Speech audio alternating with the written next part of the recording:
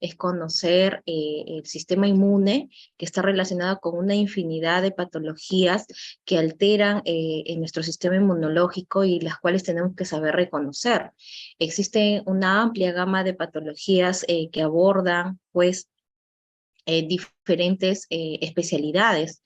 Si hablamos pues de enfermedades inmunológicas, dentro del ámbito de neumología vemos pacientes con enfermedades inmunológicas, dentro de cardio también, en el área de nefro igual, o sea, todas las especialidades en el mundo de la medicina, siempre tenemos en algún momento algún paciente que tiene esta alteración, ¿no? Relacionada a los componentes del sistema inmunológico. Entonces, ya si nosotros hablamos del sistema inmunológico, pues este sistema tiene una gran variedad de células, proteínas, que van a encargarse, ¿no? De reconocer cuáles son las células que son normales, cuáles son las anormales, ¿no? Sin embargo, pueden haber alteraciones que no van a permitir este reconocimiento, de tal manera que no va a ser efectivo, ¿no? Así también nuestras células inmunes van a encargarse de poder detectar las células que sean cancerígenas, malignas, ¿no? Para su reconocimiento. Es ahí que entra a tallar de gran importancia el sistema inmune, pero también tenemos que reconocer que existen muchos avances, mucha tecnología que ha avanzado en cuanto al control del sistema inmunológico. Existen terapias actuales para tratamientos dirigidos, ¿no? Tratamientos dirigidos, por ejemplo, con anticuerpos monoclonales, con inmunoterapia, que es tan importante ahorita que está en boga para el tratamiento del cáncer, ¿no? Son tratamientos mucho más especializados para que nuestro sistema inmune pueda reconocer las células cancerígenas y evitar la progresión de las enfermedades neoplásicas. Entonces, vamos a hablar inicialmente de los conceptos básicos del sistema inmunológico para hacer un recordario de lo que ya han ustedes revisado en fisiología. Vamos a hablar de las clasificaciones de inmunidad, la respuesta inmune, las inmunoglobulinas, reacciones de hipersensibilidad, autoinmunidad, que es tan vital nosotros poder reconocer las características de autoinmunidad. Existen muchas enfermedades relacionadas a autoinmunidad, ¿no? Nuestro propio sistema inmune empieza a generar lesión en el mismo sistema, ¿no? De tal manera que es muy difícil poder tratar a un paciente en el contexto de autoinmunidad. ¿Por qué? Porque las enfermedades autoinmunes generalmente están relacionadas a daño multisistémico y su control, pues, es bastante deficiente, ¿no? Vamos a hablar de inmunodeficiencia, de las vacunas y de la inmunidad, ahora que tanto hemos hablado acerca de las vacunas en el contexto que nos ha tocado vivir estos más de 2 años por la pandemia. Entonces, con respecto a la fisiopatología de las enfermedades inmunológicas, como ya se había mencionado, el sistema inmune está formado por una gran cantidad de células que se van a encargar de protegernos, se van a encargar del reconocimiento de células propias extrañas, de bacterias, virus y otros agentes externos. Entonces, su principal función es la protección del ser humano. ¿Ok?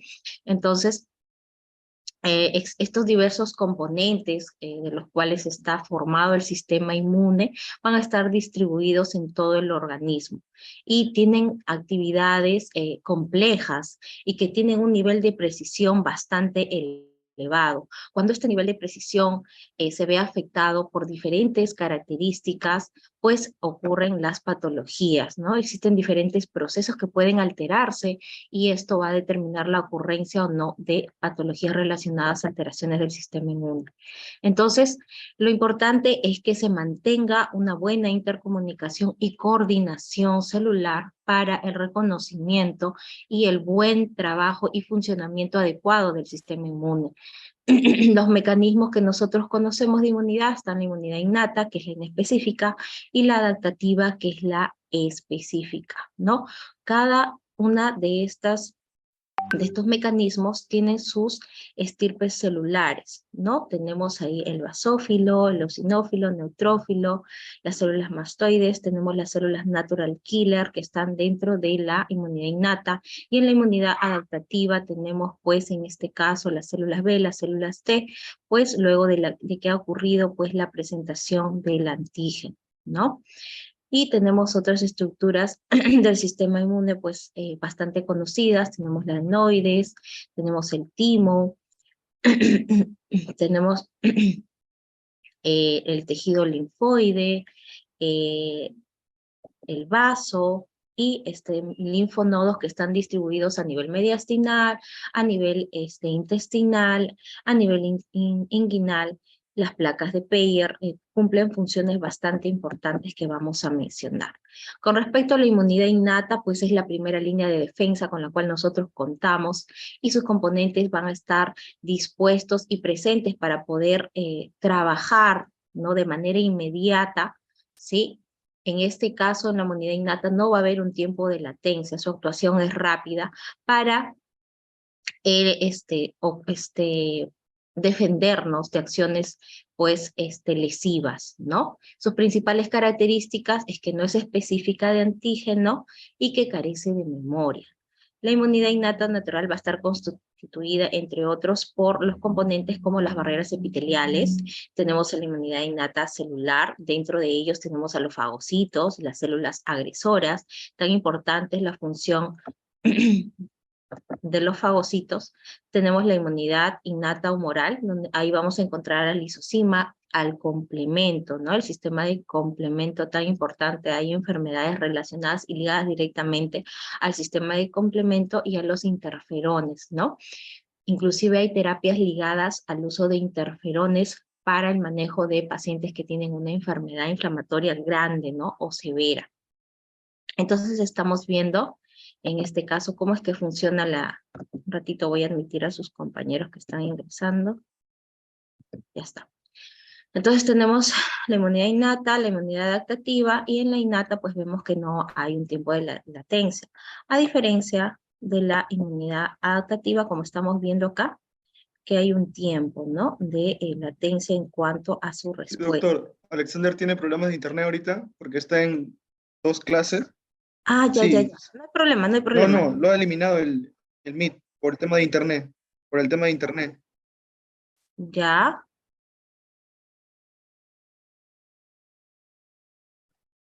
Listo. Ya. Entonces continuamos con la inmunidad innata, ¿no? Tenemos a los epitelios, pues, que van a ser la primera barrera, van a impedir que haya, pues, la entrada de patógenos externos. Ahí vamos a tener a la piel, ¿no? Es una barrera física y también química. Con respecto al sistema del complemento, pues estas proteínas van a estar circulando de manera inactiva a nivel plasmático y van a ser sintetizadas por el hígado y también por los macrófagos.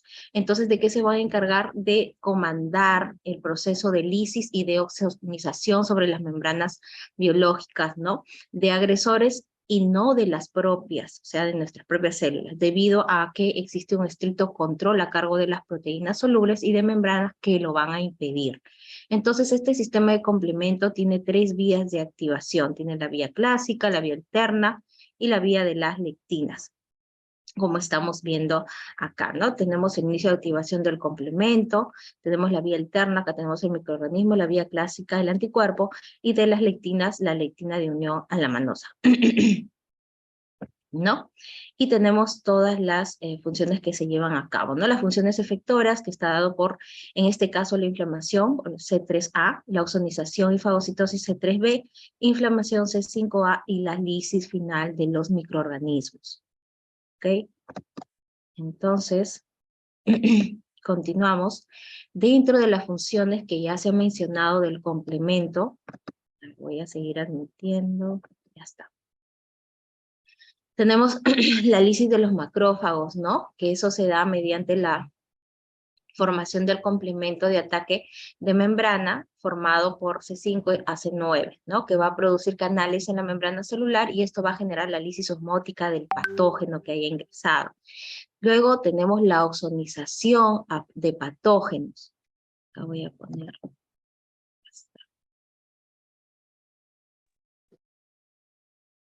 Ya, tenemos la oxonización, ¿no? La oxonización de los patógenos, ¿no? Al estar presente C3b,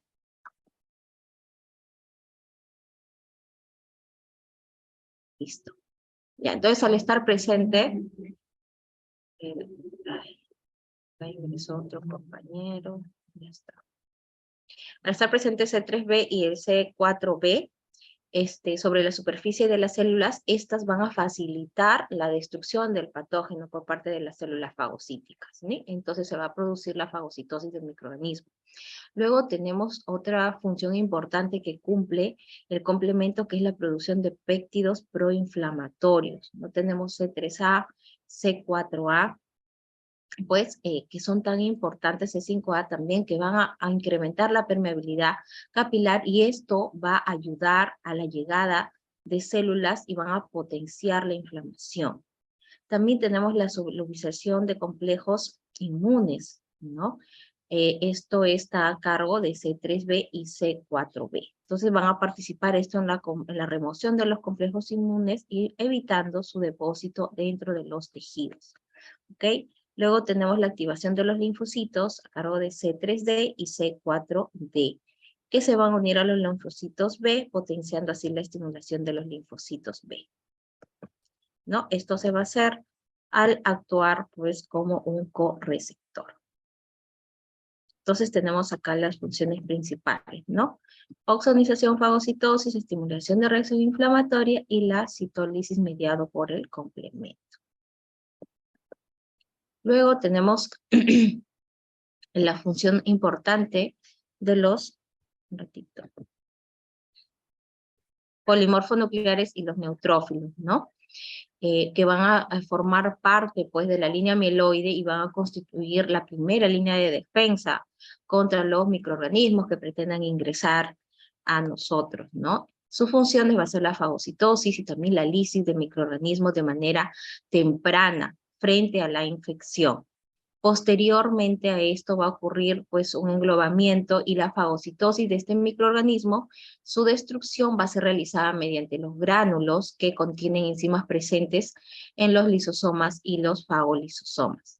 También tenemos la función importante de las natural killer, que van a formar parte de la línea linfoide, que bueno, es una subclase de linfocitos las cuales van a destruir las células infectadas y las células que han perdido la expresión de moléculas de histocompatibilidad tipo 1. A la vez se van a encargar de producir grandes cantidades de interferón gamma y van a potenciar la función fagocítica del macrófago. Entonces, tiene esta función tan importante porque ya sabemos que el macrófago es la célula principal, ¿no? Que se va a encargar, se cumple la principal función, ¿no? De fagocitosis. Y luego de la producción de enzimas para poder generar y destruir al microorganismo que está ingresando. Entonces, estas células van a potenciar la función del macrófago, a la vez que van a controlar inicialmente al realizar esto las infecciones virales y de otros agentes intracelulares, secretando pues perforinas y granzimas. También van a destruir y van a reconocer blancos celulares cubiertos por anticuerpos, mecanismo efector humoral llamado citotoxicidad dependiente de anticuerpos. A la vez que estas natural killer poseen una actividad importante antitumoral, ¿no? Es por ello que las terapias target actuales para el manejo del cáncer, cualquier tipo de cáncer, sobre todo de los cánceres en estadio avanzado con metástasis a distancia, ya hablamos de estadio de cáncer 4A o 4B, que son los estadios más avanzados del cáncer, se enfocan actualmente en poder descubrir y poder utilizar estas células para poder disminuir o también ocasionar un reconocimiento de las células malignas y así evitar pues la actividad neoplásica, ¿no? Que genera gran alteración en el ADN celular, con compromiso pues metabólico celular. Eso es lo que hacen las células o lo que hace el cáncer. Entonces ahí las natural killer tienen esta importante función de reconocimiento de las células neoplásicas. Los macrófagos pues son, como se había mencionado, tienen la importante función de fagocitosis, van a generar la lisis bacteriana, también degradación del antígeno a péptidos, van a presentar los antígenos, ¿sí? Y lo va a realizar en el contexto de moléculas de histocompatibilidad clase 1 y 2. A la vez que estos macrófagos van a liberar citoquinas que van a activar al propio macrófago y va a realizar pues más eficientemente sus funciones, ¿no? Y tiene efectos también proinflamatorios. Entonces, hay que saber acá distinguir, ¿no? El macrófago, así como es cierto, es vital su función, sobre todo para la fagocitosis de estos microorganismos, ya sea bacterianos o virales, pues también el macrófago puede tener una actividad mayor, y esto que va a ocasionar que se libere mayor cantidad de citoquinas. Entonces, si el macrófago tiene una actividad disregulada, estas citoquinas van a generar más daño. Entonces, lo que tenemos que saber es que debe haber un balance. El sistema inmunológico, de eso se trata, de que exista un balance en el funcionamiento y la actividad de cada una de sus células, de todos los componentes del sistema inmunológico, para evitar que haya procesos inflamatorios severos, ¿ok? Entonces, pues los macrófagos van a constituir una conexión entre la inmunidad innata y la inmunidad adquirida. Y acá tenemos las principales funciones: la ozonización, unión del microorganismo ozonizado a los receptores, señales de receptor FC que activan a los fagocitos, la fagocitosis ya del mismo microorganismo y la muerte del microorganismo que ha sido fagocitado. Las citoquinas, su función también es importante, ¿no? Van a ser secretadas por las células del sistema inmune innato y adquirido en respuesta a micrófagos, a microorganismos y otros antígenos. A la vez que estas interleucinas van a estimular el crecimiento y la diferenciación de linfocitos y monocitos hacia células efectoras involucradas en la eliminación eficiente de microorganismos, por lo tanto tienen un rol fundamental en la inflamación, ¿no? A la vez que tienen una acción pleiotrópica, quiere decir que actúan en diferentes tipos celulares, ¿no? Es por eso que cuando nosotros queremos valorar el marcador inflamatorio de una enfermedad, por ejemplo, de una enfermedad pulmonar, de una enfermedad cardiovascular, de una enfermedad renal, de una enfermedad metabólica, o en el contexto de un paciente con una septicemia o una sepsis, ¿no? Con un compromiso ya orgánico, nosotros pedimos y podemos hacer dosaje de las citoquinas, ya que estas citoquinas no son específicas, no podemos encontrarlas, como acá los está mencionando, ¿no?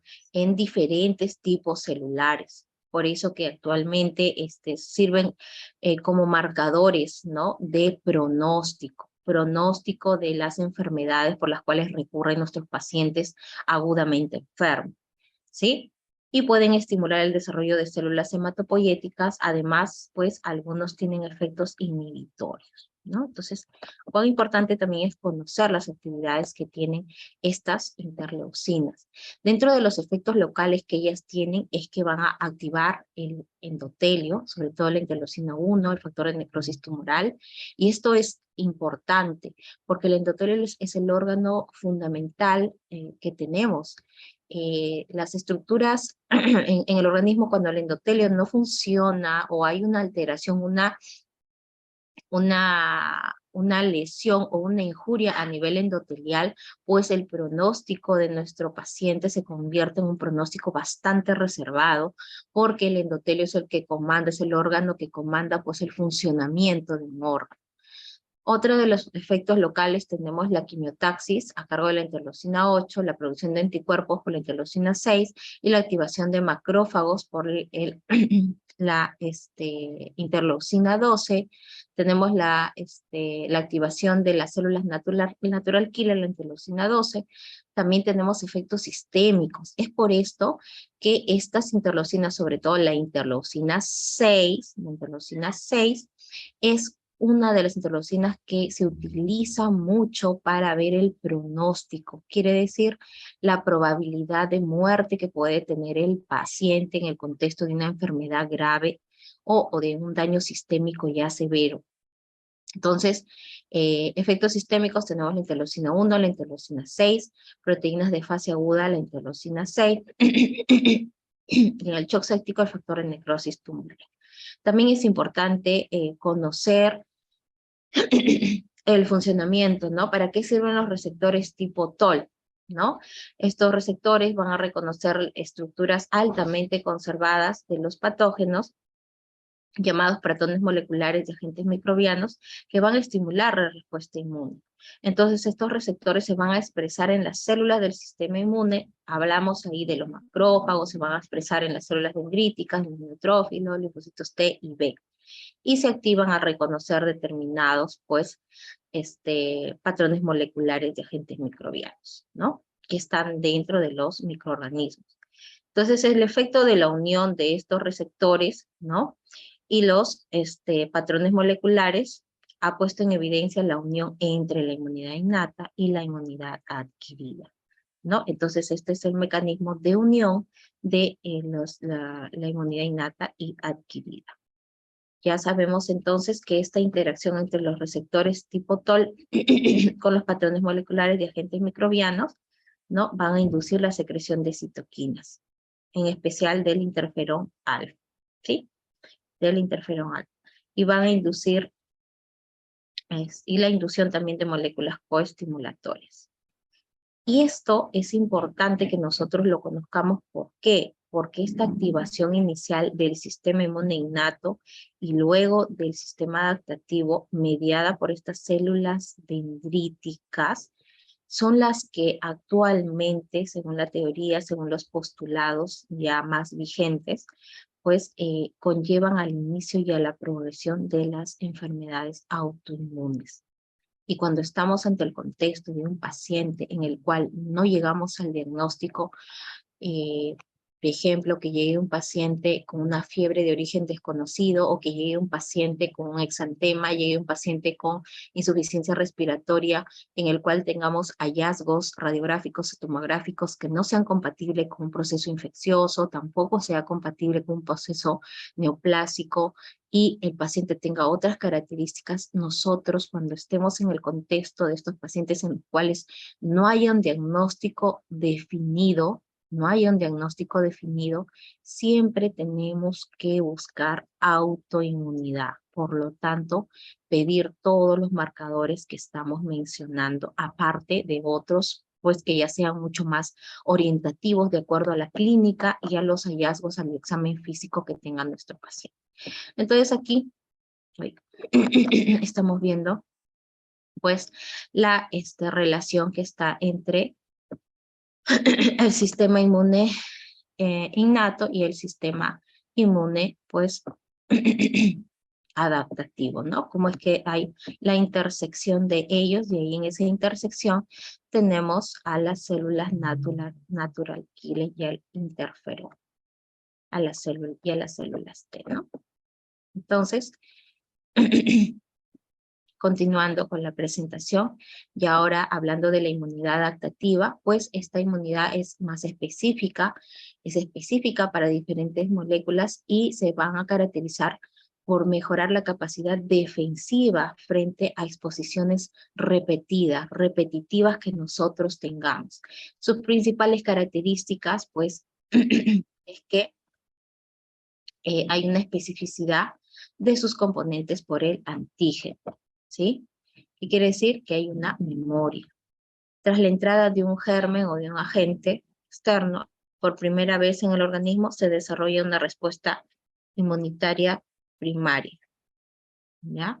Entonces, dicha respuesta, un momento, muchachos, por favor.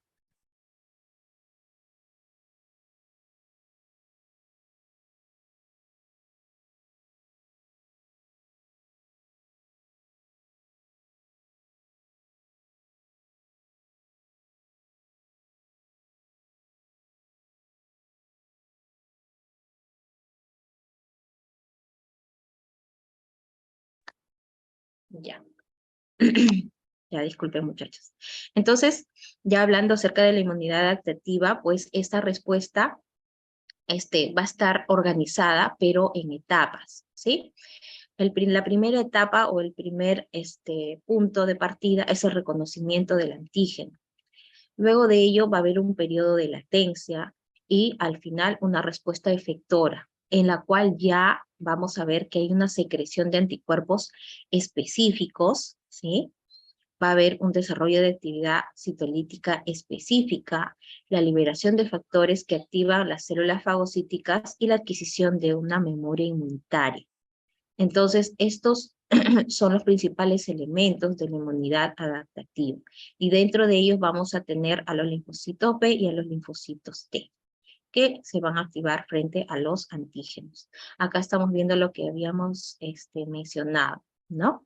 Tenemos al microorganismo, tenemos a los linfocitos respondedores y el mecanismo efector, ¿no? Con ya el proceso final, que es la secreción pues, de anticuerpos, ¿sí? Anticuerpos. Y estas funciones, como nosotros estamos viendo acá, de cada uno de estos componentes, ¿no? Tenemos el linfocito B, que es bloquear las infecciones y eliminar los microorganismos extracelulares, ¿sí? Tenemos acá linfocitos T, helper, ¿no? También activan macrófagos para eliminar microorganismos fagocitados. Tenemos los linfocitos T citotóxicos que van a matar a las células infectadas y van a eliminar reservorios de infección. Entonces, continuando con la inmunidad adaptativa celular, esta va a estar mediada por los linfocitos T y van a ser el principal mecanismo de defensa contra microorganismos intracelulares, ¿no? Dentro de ellos tenemos los virus, las bacterias, ¿no? Los linfocitos T se van a dividir pues en los CD4 y en los CD8. Los CD4 pues su función principal es secretar citoquinas y de los linfocitos CD8 pues eliminar las células infectadas y también tumorales. Entonces aquí ya tenemos una respuesta inmune celular, ¿no? Entonces acá estamos viendo la captación del antígeno, la presentación del antígeno y una respuesta. Al final, las células que vamos a tener y que van a cumplir la función importante, tenemos la célula dendrítica, el macrófago y el linfocito B, ¿no? Mire, todo el proceso que hay y todo lo que engloba, pues, esta interrelación directa que existe entre la inmunidad adaptativa y la inmunidad innata, ¿no?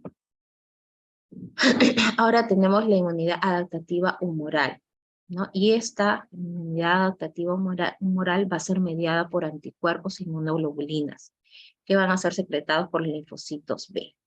Entonces, esta inmunidad va a ser el principal mecanismo de defensa frente a las infecciones bacterianas, ¿no? Es por eso que nosotros siempre, en el ámbito de la medicina, estamos siempre promoviendo la vacunación, ¿no? En esto, a esto nosotros queremos concluir, ¿no? Nuestra actividad preventiva. Hemos hablado en la primera semana sobre el proceso salud-enfermedad y dentro de ellos tenemos que conocer los niveles de prevención. Entonces, si yo conozco el sistema inmunológico, yo voy a saber dar recomendaciones asertivas a mis pacientes, de tal manera que reconociendo y sabiendo cómo funciona el sistema inmune, pues yo puedo mediar y dar consejos para que el paciente reconozca y sepa que tiene que vacunarse, ¿ya? No hay que ser antivacunas. Hay algunos mecanismos por los cuales nosotros podemos llegar al paciente para que el paciente pues reciba esta protección, ¿ok? Entonces, tenemos acá las inmunoglobulinas que se van a encargar de reconocer y neutralizar los microorganismos mediante su región variable, ¿no? Entonces, su región variable, lo cual va a ocasionar un gatillamiento y posteriormente, ¿qué es lo que va a ocasionar? Diferentes mecanismos efectores para su eliminación, ¿sí? Con la activación del complemento y la oxonización.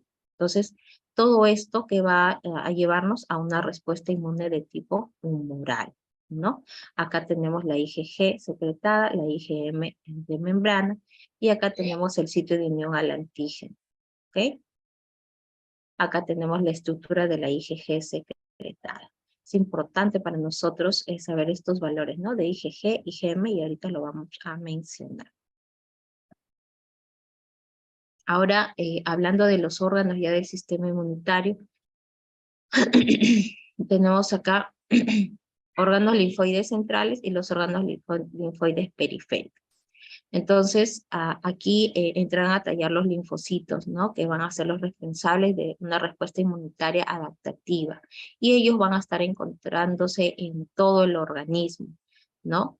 pero en diferentes estructuras, ¿no? Al conjunto de estas estructuras se le va a denominar sistema linfático, como ustedes ya conocen, y están en intercomunicación gracias al tránsito, ¿no? Desde unas a otras de los linfocitos a través de la circulación sanguínea y linfática. Entonces, estos órganos linfoides, vamos a tener los órganos linfoides centrales y secundarios.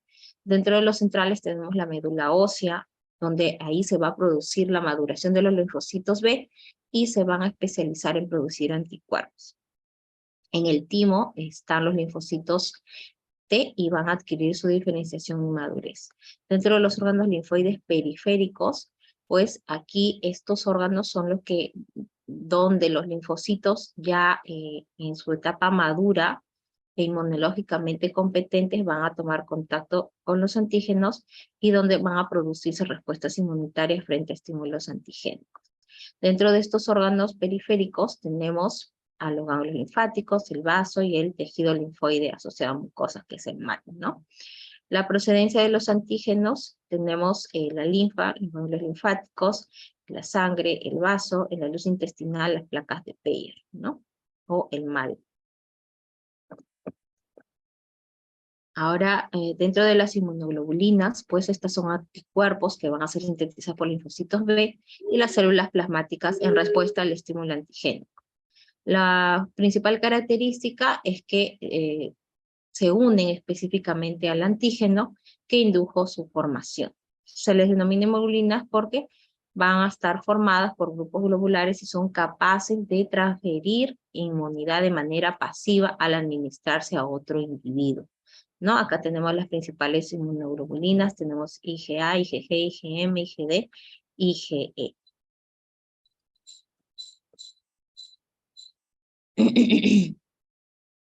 ¿Ya? Entonces acá tenemos la IgG, como ustedes están viendo en la estructura, ¿sí?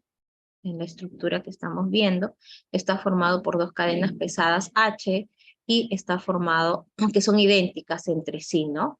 En una misma molécula de inmunoglobulina. Y dos cadenas ligeras L, ¿sí? Dos cadenas ligeras L, también idénticas. Entonces, estas se van a ensamblar adoptando la forma de una Y, ¿sí? Se ensamblan en forma de una Y. Entonces, la secuencia de aminoácidos de cadena pesada es la que va a determinar la clase y la subclase de inmunoglobulina, ¿sí? Existen dos tipos de cadenas ligeras. Tenemos la kappa y la lambda. En una molécula de inmunoglobulina determinada, las dos cadenas ligeras son siempre idénticas, independientemente de las cadenas pesadas a las que estén unidas. Estoy en clase. Ya, a ver. Cada cadena ligera es...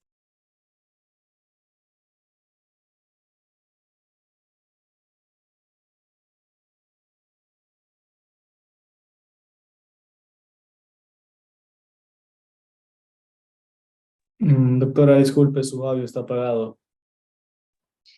Ya, disculpen, se había apagado.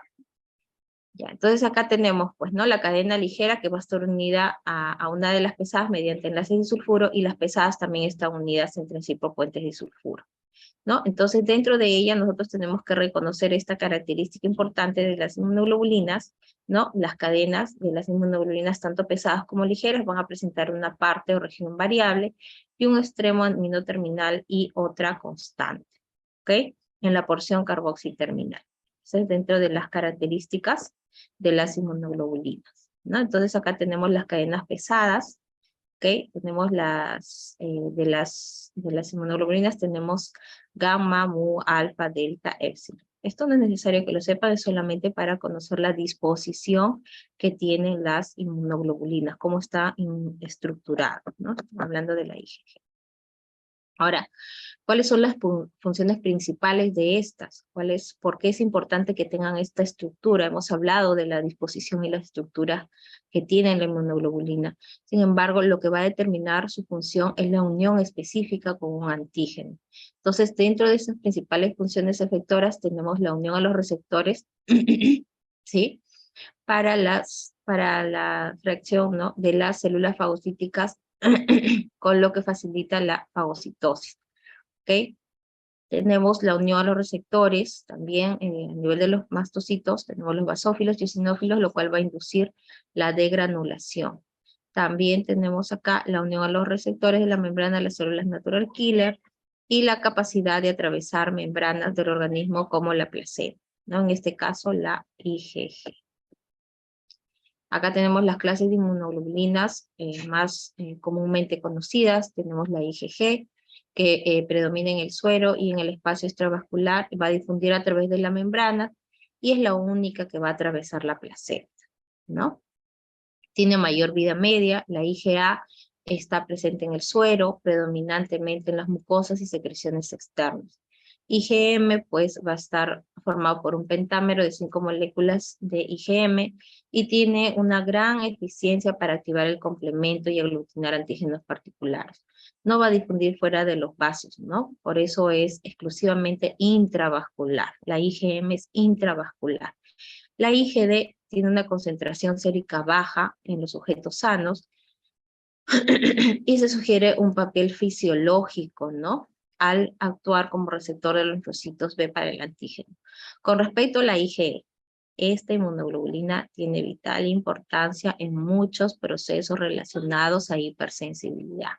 Entonces, vamos a hablar que su concentración es muy pequeña en los sujetos sanos, interviene fundamentalmente en la defensa frente al MINTOS y es fundamental en las reacciones alérgicas. Ahora vamos a hablar de las reacciones de hipersensibilidad, ¿no? Estas reacciones pues van a generar un estado patológico en el cual vamos a ver que existe una interacción del antígeno con el anticuerpo o con linfocitos ya sensibilizados, ¿no? El cual se refiere a una excesiva o inadecuada respuesta inmunitaria. O sea, hay un exceso, hay una desregulación de la respuesta inmune frente a antígenos ambientales, ¿no? Pero frente a antígenos ambientales no patógenos que causan inflamación tisular y mal funcionamiento orgánico. Entonces, cuando hablamos de hipersensibilidad, no todas las personas van a desarrollar hipersensibilidad a estos alérgenos, ¿no? Y estas razones por las cuales ocurre, aún existen muchas hipótesis, ¿no? Por ejemplo, se especula por qué algunas personas pueden desarrollar estas reacciones de hipersensibilidad y otras no. ¿Por qué algunas personas que tienen un grado de exposición tan alto a cierto material particular orgánico e inorgánico no desarrollan reacciones de hipersensibilidad y otras personas que nunca en su vida han estado expuestos a materiales particulados, orgánicos, inorgánicos, sí las desarrollan? Entonces, existen muchas hipótesis, muchas teorías y hasta el momento no hay una claridad con respecto a por qué ocurren estas reacciones de hipersensibilidad, ¿no? Pero lo que sí se sabe es que existen características ya propias, genéticas del ser humano, que van a determinar el desarrollo de estas reacciones de hipersensibilidad. Asimismo, la edad, que es un factor de riesgo ya no modificable que puede determinar la presencia de estas reacciones de hipersensibilidad, los estilos de vida y la contaminación, ¿no? Entonces, la clasificación que postularon ya tanto Gale como Kunz en 1963 fueron esta, ¿no? La clasificación de estos 4 tipos de hipersensibilidad, ¿no? Mediada por anticuerpos, ¿sí? Entonces tenemos acá la hipersensibilidad tipo 1, 2, 3 y 4, su mediador, su mecanismo efector y la patología relacionada. Entonces en la tipo 1 el mediador es la IgE, los mastocitos eosinófilos TH2. En la tipo 2, IgG, IgM, igual que en el 3, ¿no? 2 y 3 tienen el mismo mediador. En la de tipo 4 vamos a ver que existe sus clasificaciones. Su clasificación 1 mediada por TH1 y macrófago, y su clasificación 2 por el linfocito TCD8. El mecanismo efector, tenemos la activación de mastocitos en el caso de hipersensibilidad tipo 1, en la tipo 2, fagocitosis y activación de neutrófilos y macrófagos por complejos inmunes, y en la de tipo 3 también, ¿no? Es lo mismo. En el caso de la hipersensibilidad tipo 4, tenemos la actividad de macrófago y del interferón gamma. En el caso, pues, de la subclasificación 1, que está relacionada sobre todo a la tuberculosis o enfermedades infecciosas y autoinmunes, ¿sí? Y la subclase 2, tenemos la activación de las células T CD8, que va a ocasionar dermatitis de contacto. Y la de tipo 1, pues la más característica, tenemos el asma, la rinitis alérgica y las alergias alimentarias, las alergias dérmicas. Y la de tipo 2 y 3, las características que estamos viendo, ¿no? La de tipo 2, sobre todo relacionada a citopenias, nefritis, vasculitis, y la de tipo 3 igual, ¿no? Asociándose en la de tipo 3 la enfermedad del suero. Entonces, con respecto a la hipersensibilidad de tipo 1, tenemos acá es una hipersensibilidad inmediata. El mecanismo de acción por parte de es por parte de la inmunoglobulina E, pues que van a tener una latencia de 15 minutos, y hay mediadores vasoactivos, ¿no? Quimiotácticos también. Hay la función importante que cumple el factor activador de plaquetas, los leucotrienos, ¿sí? Como están viendo acá, el TC4, TD4, T4, TB4, ¿no? Tenemos que se caracteriza por la interacción del antígeno y de la inmunoglobulina E, preformada por las personas que ya han sido sensibilizadas previamente. Entonces, dentro de este mecanismo patológico, como estamos viendo, ¿no? Una reacción alérgica extensa, acá como es este caso, pues tenemos que lo que ocurre inicialmente es el ingreso del antígeno vía cutánea, vía respiratoria, vía gastrointestinal. Esto va a ocasionar que haya una captación, ¿sí? Del antígeno, ¿sí? Y esto posteriormente va a ocasionar que haya una presentación del antígeno a los linfocitos TH2, con la secreción posterior, pues, de citoquinas que van a estimular a los linfocitos B, con su diferenciación en células plasmáticas y producción de anticuerpos, ¿no? IgE. Va a haber una fijación de IgE a células efectoras y va a haber posteriormente una segunda exposición al alérgeno. La célula efectora, pues, se va a activar y va a liberar mediadores vasoactivos e inflamatorios responsables de los síntomas característicos de la alergia, ¿no? A ver, un ratito. Ahora, ¿qué cosas son los alérgenos? ¿No? ¿Por qué siempre hablamos de los alérgenos? ¿Por qué vemos a pacientes que llegan a la consulta diaria, ¿no? En el caso, por ejemplo, de enfermedades respiratorias, hay pacientes que el síntoma predominante es la tos y la rinorrea, ¿no? Y es crónico. Hay pacientes que 2, 3 veces al mes vienen por la misma sintomatología. En ese contexto, ya no solamente abocarnos a que se trate de un proceso viral, hay que abocarnos a el estudio del sistema inmune.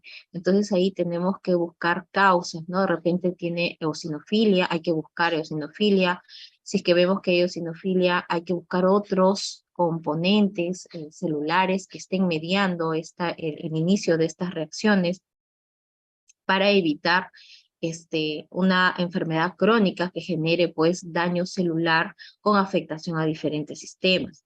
Entonces, con respecto a los alérgenos, son antígenos que van a inducir una respuesta de hipersensibilidad de tipo 1 con producción de IgE y un perfil TH2 en individuos susceptibles, ¿no? Quiere decir en individuos atópicos. Estas van a ser proteínas o glicoproteínas de bajo peso molecular, alta solubilidad, alta estabilidad, y van a presentar una actividad enzimática importante.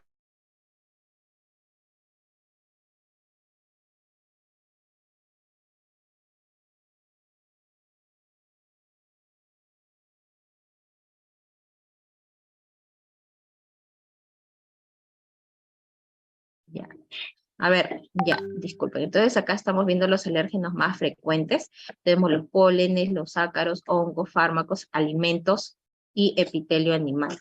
Pero, ¿qué es lo importante que ustedes conozcan de estos alérgenos? Que existen dos agrupaciones. Cuando nosotros vemos a un paciente que siempre y de manera frecuente llega con un proceso alérgico, hay que determinar si esa alergia es debida a aeroalérgenos, o sea, alérgenos que están en el medio ambiente, o a trofoalérgenos, quiere decir alérgenos que ha ingerido la persona.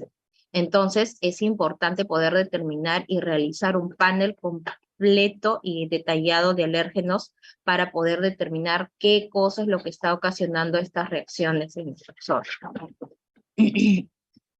Luego tenemos el término de atopía, ¿no? ¿Qué cosa es la atopía?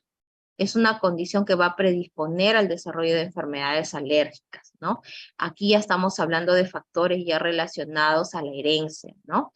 Existe un 60% de probabilidad de desarrollar atopía para un niño si uno de sus padres es atópico, y un 80% de probabilidad si ambos padres son atópicos. Quiere decir que la carga se incrementa de acuerdo a la presencia de atopía en ambos padres, ¿no? Y lamentablemente en el contexto de estos niños, sobre todo estos niños, pues el pronóstico también es variable. La respuesta al tratamiento conservador que nosotros tenemos también es variable. Hay niños que pueden responder, hay niños que no responden y van a necesitar un tratamiento mucho más complejo. Y acá tenemos todos los genes asociados con el desarrollo de atopía. Tenemos el complejo mayor de histocompatibilidad clase 2, tenemos la cadena beta de CRI, tenemos la cadena alfa, RANTES, cadena alfa receptor IL4, TAP1, ¿sí? Receptor beta adrenérgico, y factores ambientales desarrollados a atopía. Dentro de ello tenemos las historias de infecciones previas durante el embarazo y los primeros años de vida, madre fumadora, exposición intrauterina a alérgenos o contaminantes, el estrés, ¿no? El estrés que está tan relacionado a la producción de diferentes enfermedades, ¿no? Imagínense, el estrés también altera nuestro sistema inmunológico. Entonces, para hablar de esta respuesta, también tenemos que conocer la fase de sensibilización. Entonces, hay mediadores preformados y neosintetizados liberados por el mastocito al reconocer el antígeno. Entonces aquí estamos viendo, ¿no? Los mediadores preformados, dentro de ellos tenemos la histamina, serotonina, la heparina, peroxidasa, proteasas. Y la síntesis de novo, ¿no? Los neosintetizados, tenemos la citoquina, quimosinas, prostaglandinas y los factores de crecimiento. También tenemos efectos inducidos por los mediadores preformados y neosintetizados producidos por el mastocito. Entonces, ¿cuáles van a ser sus efectos? La manifestación clínica es que al liberar los mediadores preformados, pues, ¿qué es lo que va a ocurrir? La liberación de histamina, triptasa, esto que va a ocasionar el aumento de la permeabilidad capilar, produciendo urticaria, angioedema, edema laríngeo, hipotensión. Va a generar edema de mucosas, lo cual va a generar mayor edema laríngeo, rinitis, asma, también está relacionado a esto, por el edema de las mucosas, y sobre todo, pues, por la remodelación que existe ya propiamente del asma. La contracción del músculo liso, en el caso de asma, y dolor abdominal, ¿no? Tenemos la fase efectora temprana, ¿no? Donde hay, vemos que hay la reexposición al antígeno. Esta reexposición va a inducir un entrecruzamiento con microagregación, ¿sí? A los anticuerpos IgE con activación celular y de granulación del mastocito. Y con esta respuesta que nosotros estamos viendo, ¿no? Minutos luego de la reexposición al alérgeno. Entonces aquí estamos viendo que va a ocurrirse una vasodilatación que va a ocurrir en minutos y va a haber un aumento de la permeabilidad vascular, ¿no? Con la clínica que hemos visto acá, ¿no? Anteriormente, de urticaria, enfisema, edema laríngeo e hipotensión. En la fase efectora tardía ya observamos que existe un reclutamiento de eosinófilos y células TH2. En este caso, en la fase tardía, esta va a durar horas, días, hasta incluso meses. Con la liberación vemos acá de histamina, interleucina 8, factor de necrosis tumoral alfa y quimiosinas, las cuales van a ocasionar horas después del contacto del antígeno, pues estas alteraciones, ¿no? Con reclutamiento eosinófilo y células TH2. Esta fase efectora tardía nosotros lo podemos observar en el contexto del asma. ¿Qué es lo que pasa en el paciente asmático? Si bien es cierto, predomina la obstrucción, la limitación al paso al aire, es una enfermedad reversible. Sin embargo, el proceso de remodelación de vía aérea continúa y se sigue, sigue de forma permanente. De tal manera que cuando hablamos de un paciente asmático, conocer los mediadores inflamatorios es importante, pero también lo más importante es conocer que se da un principio de remodelación que va a determinar o no la respuesta al manejo de este paciente. Entonces, esta remodelación tan intensa que ocurre en la vía aérea va a determinar la clínica, pero a la vez también la severidad de la enfermedad.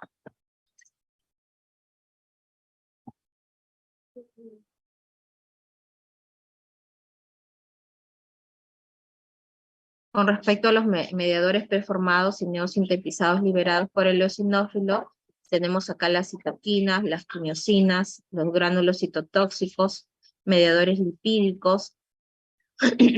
La interleucina 5 pues es la que va a promover la producción y movilización de eosinófilos, ocasionando eosinofilia y también su activación, ¿no? Esto es importante, ¿no? Dentro de ellos tenemos un segundo receptor de la IgE, la cual este receptor va a contribuir a la perpetuación del estado alérgico.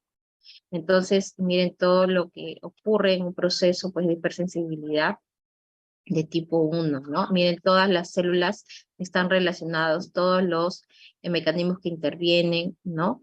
Todos los factores que pueden determinar pues una prolongación de este proceso o que haya pues mayor producción, mayor movilización de estímulos celulares, en este caso los eosinófilos, con mayor remodelación, por ejemplo en el asma, o con la permanencia del proceso alérgico.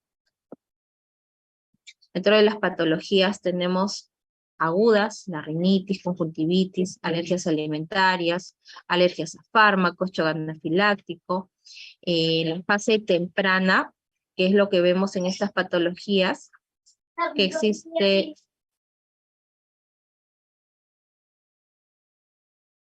Un momento, alumnos, por favor.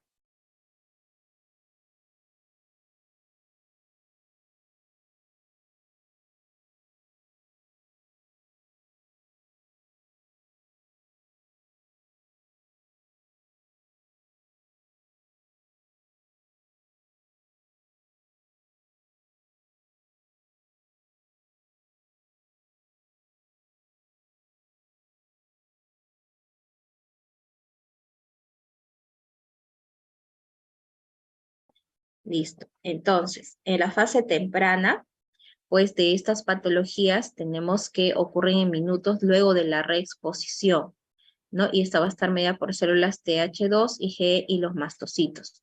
Entonces, cuando tenemos estos procesos, son muy agudos, inclusive pueden ser fatales si nosotros no sabemos reconocerlos, ¿sí? Tanto así que puede desencadenar y llevar al paciente a un shock anafiláctico severo que necesita un manejo ya intensivo. En la fase tardía, esta va a ocurrir horas luego de la reexposición, también está mediada por TH2, IgE, mastocitos y eosinófilos. Dentro de las patologías crónicas que van a estar relacionadas a este tipo de hipersensibilidad, tenemos el asma, la dermatitis atópica, también va a estar mediada por los mismos strippers celulares y va a haber, pues en este caso, una cronicidad y perpetuación del proceso. ¿Qué es lo que va a caracterizar esas patologías crónicas? Que va a haber una hiperplasia del epitelio y de la capa muscular, va a haber incremento de secreciones mucosas y depósito incrementado de proteínas en la matriz extracelular. Entonces acá tenemos las características, ¿no? El asma predominantemente alérgico, perfil TH2, ¿no? Aquí estamos viendo qué es lo que, cómo está un bronquiolo normal, un bronquiolo alterado, ¿no? Cómo es que se produce el aumento de producción de moco, va a haber una activación hiperplasia epitelial, una fibrosis subepitelial con proliferación de células musculares, reclutamiento de las células TH2, eosinofilia y mastocitosis. Vemos acá cómo es que se da y todo esto va a determinar pues una hiperreactividad bronquial y remodelación de la vía aérea. Entonces, si vemos que estas interleucinas siguen y la actividad disregulada de los eosinófilos, de los mastocitos con la desgranulación, ¿qué es lo que va a ocurrir? Va a ocurrir un proceso de remodelación que se va a perpetuar a nivel de la vía aérea.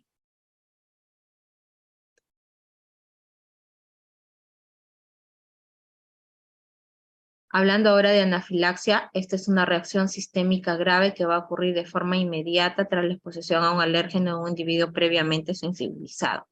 y esta va a producir edema laringio, broncoespasmo severo, hipotensión, urticaria, vasodilatación sistémica, contracción muscular uterina y gastrointestinal. Entonces, es importante reconocer cuáles son los signos de alarma de este paciente, puesto que estos casos pueden llevar a la muerte.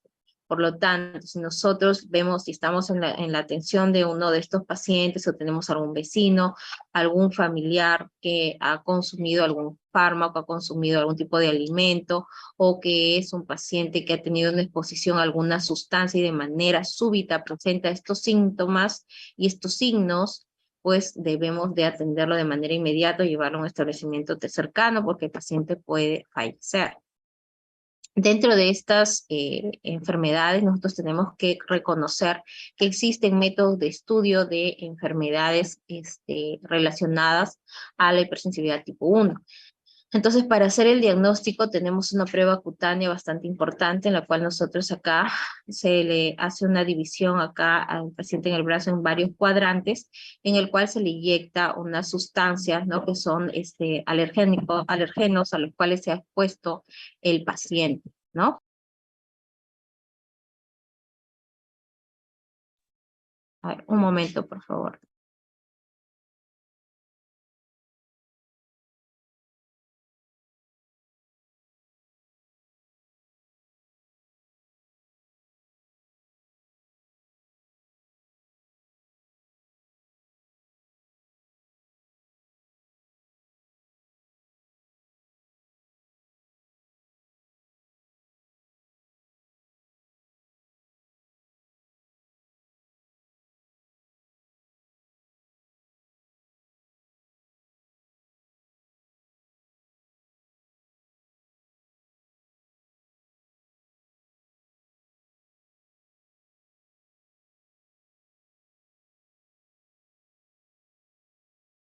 Ya, listo. Entonces acá tenemos cómo es que nosotros hacemos la prueba, en este caso el prick test, ¿no? Cómo es que se realiza la inoculación, y nosotros lo que tenemos que medir en este caso para determinar si existe una positividad de la prueba, lo que se mide es la reactividad de la IgE unida a los mastocitos del paciente, ¿no? Para eso, cuando hacemos este prick test, nosotros tenemos que especificar qué sustancias queremos determinar, ¿no? O qué perfil de exposición tiene el paciente. Si es para estudio de aeroalérgenos o trofoalérgenos, como les he mencionado.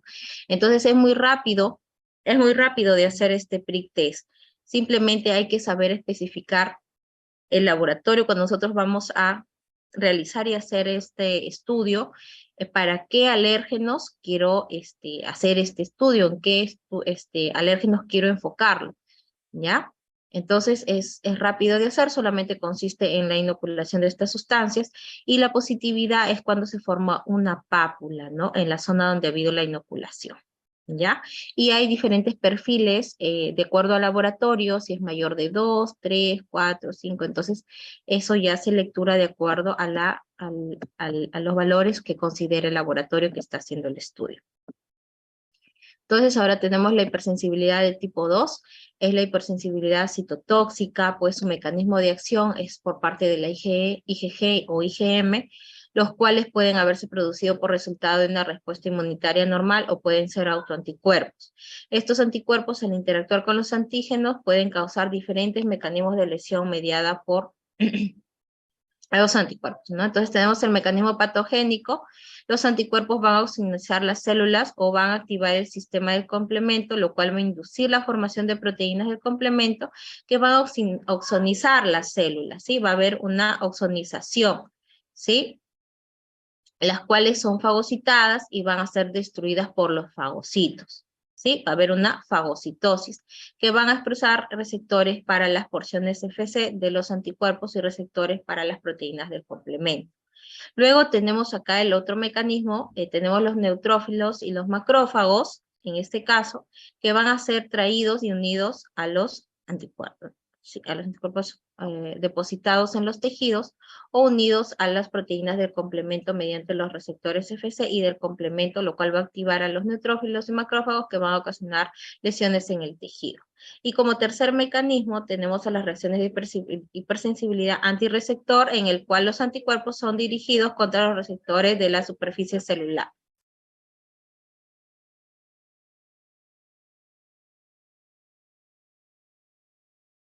Entonces acá tenemos a manera de resumen los procesos, ¿no? La ozonización y fagocitosis por macrófagos de vaso y el hígado, tenemos la activación del complemento e inducción de una respuesta inflamatoria, y la activación o inhibición de fusiones celulares por interacción de anticuerpos con receptores celulares. Acá tenemos las principales enfermedades de acuerdo a los mecanismos, ¿ok? Acá tenemos en la ozonización, tenemos la enfermedad, el antígeno reconocido y los mecanismos patogénicos más la manifestación característica, ¿no? Existen diferentes enfermedades, las más importantes son estas que están acá resumidas en el cuadro. Tenemos la eritroblastosis, la anemia hemolítica autoinmune, la púrpura trombocitopénica idiopática. En el caso de la activación del complemento, tenemos la vasculitis, síndrome de Gaucher, fiebre reumática, glomerulonephritis postestreptocócica, anemia perniciosa, ¿sí? Y en el caso, en el tercer mecanismo productor, ¿sí? Tenemos la enfermedad de Graves, miastenia y las diabetes mellitus con sus antígenos reconocidos, los mecanismos patogénicos y la manifestación característica, ¿no?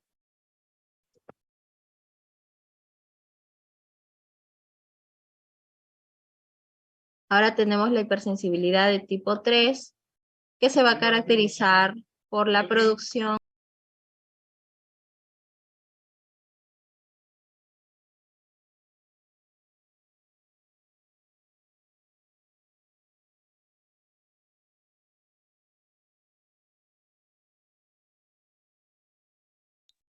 ¿no? Entonces tenemos la hipersensibilidad de tipo 3, que se va a caracterizar por la producción de inmunocomplejos, los cuales son un complejo multimolecular que se forman cuando hay unión de anticuerpos antígenos específicos. Entonces aquí tenemos, ¿no?, las propiedades que estos tienen y el sitio de depósito. En este caso tenemos que valorar entre las propiedades su tamaño, la carga, el isotipo de inmunoglobulina, ¿sí? Y el sitio de depósito, en este caso la piel, los alveolos, la membrana basal glomerular y pequeños vasos, ¿no? Como también tenemos la membrana sinovial. Entonces, ¿qué es importante conocer de este tipo de hipersensibilidad? Que los inmunocomplejos se van a depositar en estos tejidos y van a ocasionar lesiones específicas, que van a activar el complemento y esto va a provocar la migración de leucocitos y también que se liberen factores que van a provocar mayor inflamación, una inflamación de esta manera que va a ser aguda. Y como estamos viendo acá en el gráfico, va a haber un componente sistémico donde vemos que diferentes tejidos van a ser afectados, ¿no? En este caso tenemos el endotelio, tenemos el corazón, tenemos las articulaciones, texturas óseas y el riñón. Tenemos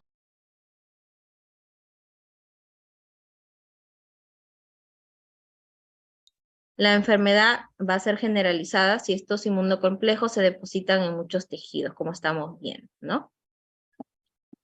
Ahora, entre las enfermedades provocadas por inmunocomplejos se van a presentar, tenemos estas tablas, ¿no? Tenemos esta tabla donde estamos viendo la enfermedad, el antígeno implicado y las manifestaciones clínico-patológicas. Entonces, si nosotros podemos ver de estos tipos de hipersensibilidad, tipo 2 y tipo 3, vemos que son pues los dos tipos de hipersensibilidad que están relacionadas a la presentación de muchas manifestaciones clínicas con compromiso ya sistémico.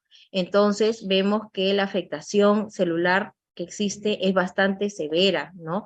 Por eso es que es importante que nosotros conozcamos cómo es que están mediados estos tipos de hipersensibilidad, porque el daño que tiene y que ocasionan estas enfermedades, sobre todo de tipo 2 y tipo 3, es bastante severo, ¿no?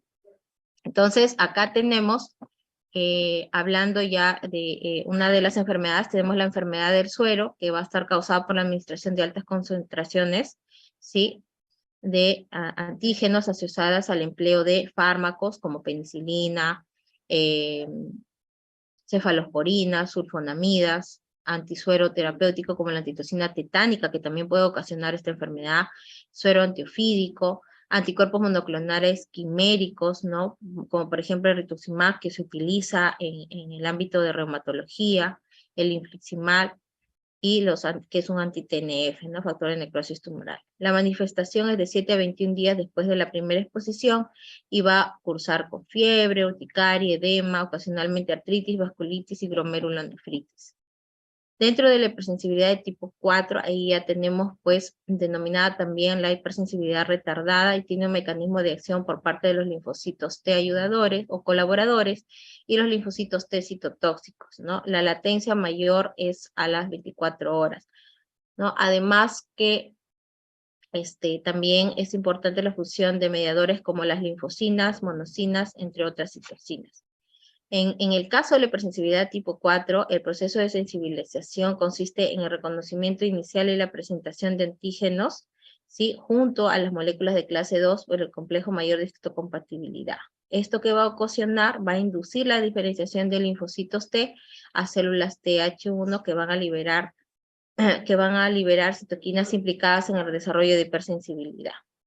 Entonces, en un periodo de 1 a 2 semanas, la respuesta inmune elimina los antígenos con un segundo contacto de estos a las células T de memoria, lo que va a ocasionar, pues, que hay un reconocimiento y se va a iniciar los eventos propios de la hipersensibilidad tardía, ¿no? Por contacto, ¿no? Entonces, en este caso vemos cómo es que se produce y cómo es que se desarrolla este tipo de hipersensibilidad.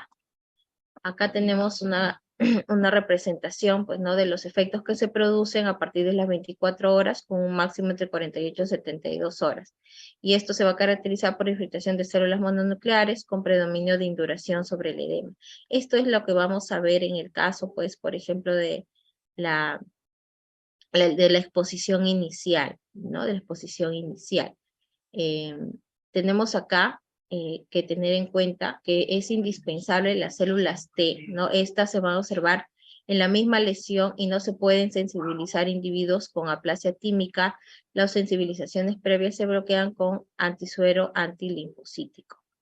Esto es importante de reconocer y de entender. La hipersensibilidad retardada, por lo tanto, va a ser importante para poder combatir diversos patógenos intracelulares. Dentro de ellos, lo más importante es el Mycobacterium tuberculosis, ¿no?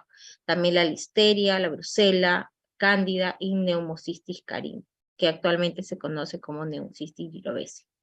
Entonces vemos aquí cómo es que se produce, tenemos la célula, la reacción pues mediada por células TH1 y macrófago y mediada por células de CD8, ¿no? Que son citotóxicos. En este caso tenemos la dermatitis de contacto.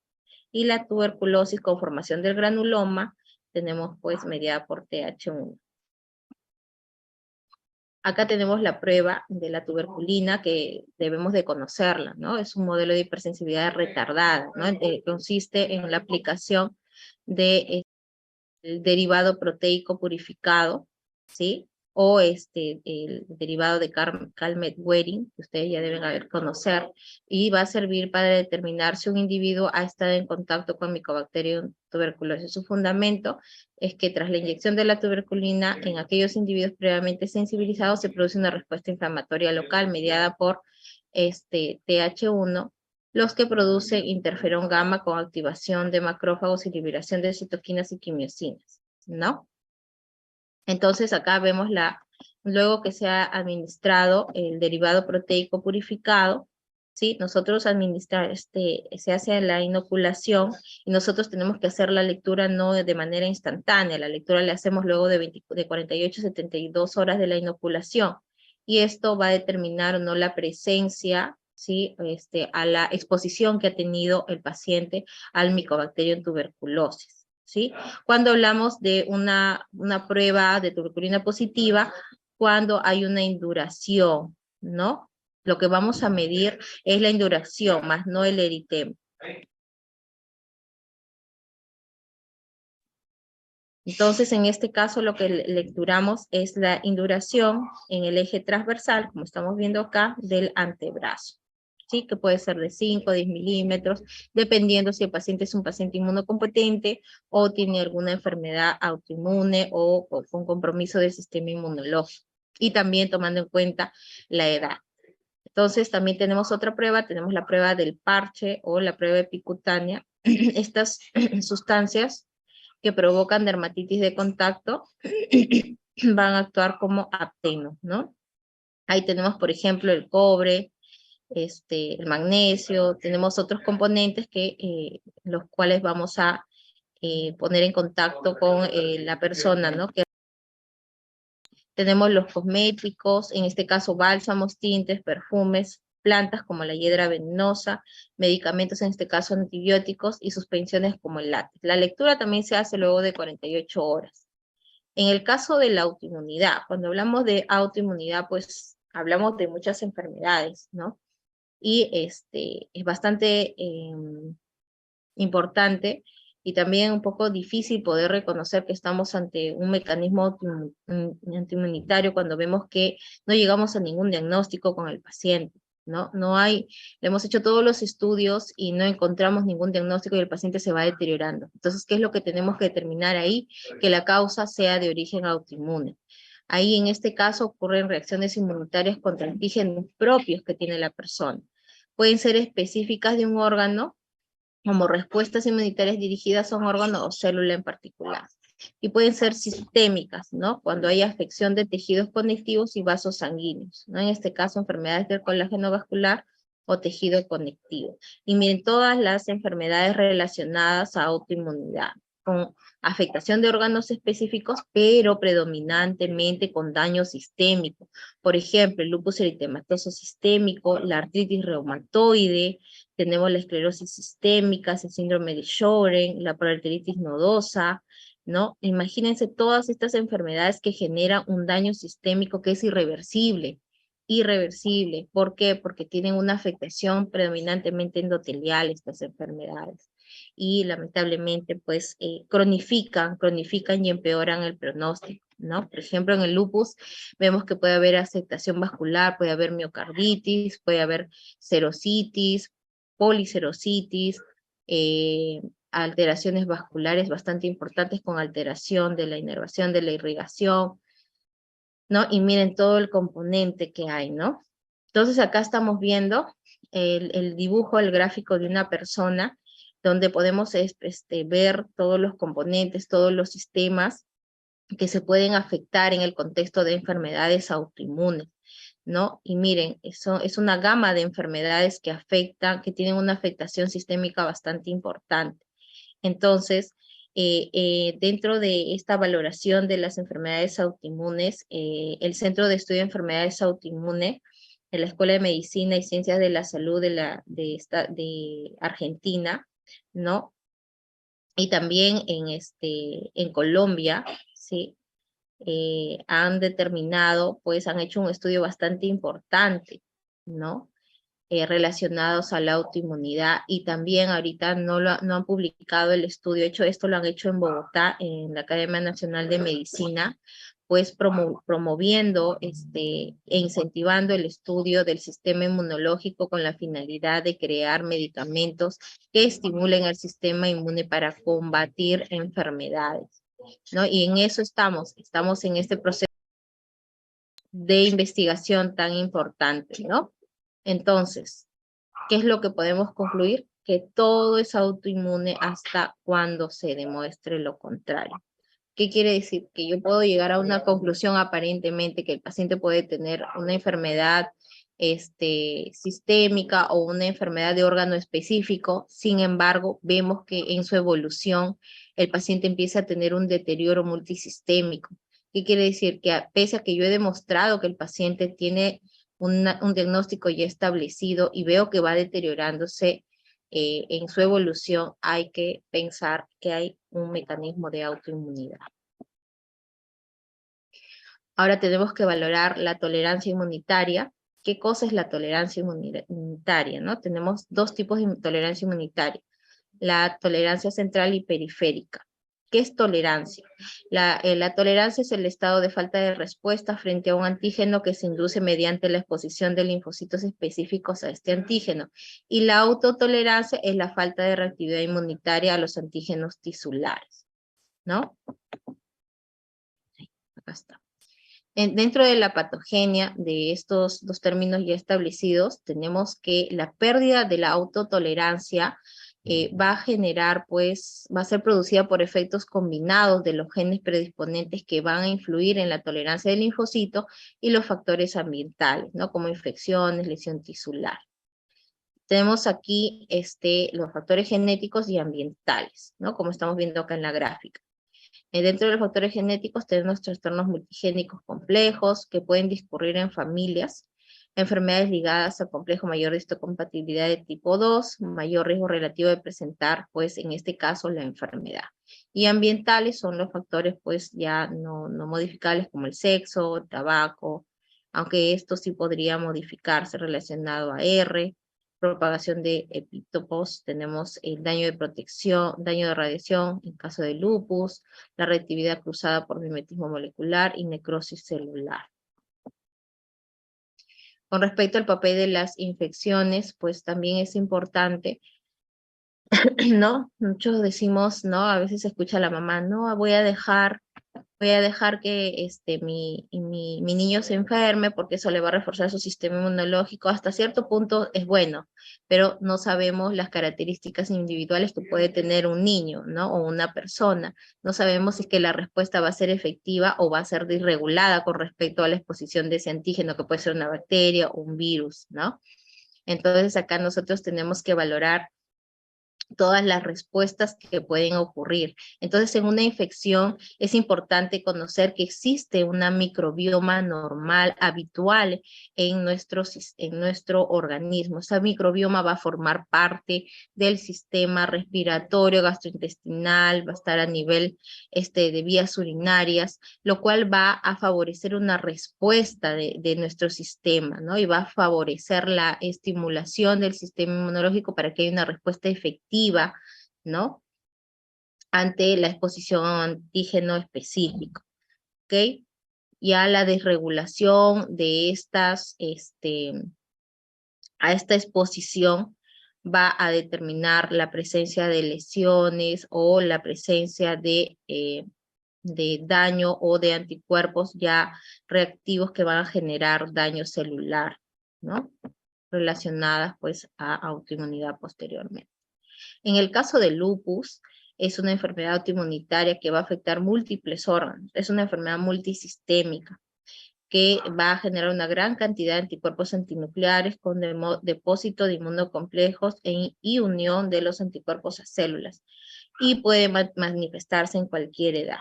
Tiene mayor mortalidad en varones jóvenes diagnosticados. Lamentablemente, en los varones la carga que vamos a encontrar o la cantidad de anticuerpos antinucleares es mucho más alta. La mortalidad es más alta en varones.